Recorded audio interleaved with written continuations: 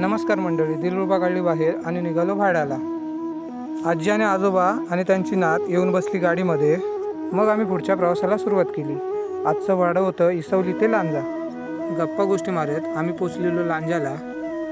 आजी आजोबांना बाजारात सोडलो आणि मी पण माझ्या काही वस्तू घ्यायच्या होत्या तिकडे गेलो। येऊन पोचलो अंबिका हार्डवेअर जवळ, कारण का आपल्याला घ्यायचा होता गवत मारायच्या मशीनचा दोरा। दादांना सांगितल्याप्रमाणे दादाने आपल्याला 1 किलोचा दोरा काढून दिला। दोरा घेतलो आणि गेलो आजी आणि आजोबांना घ्यायला।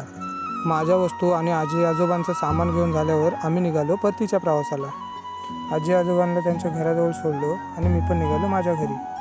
आज होता मार्गशीर्ष महिन्यातला दुसरा गुरुवार। नित्याभाऊच्या घरी महालक्ष्मी पूजन असतं। तिथे गेलो आणि महालक्ष्मीच्या पाया पडलो। थोड्या वेळाने वाडीतली सगळी मंडळी आरतीला आली। मग थोड्या वेळाने झाली आरती सुरू।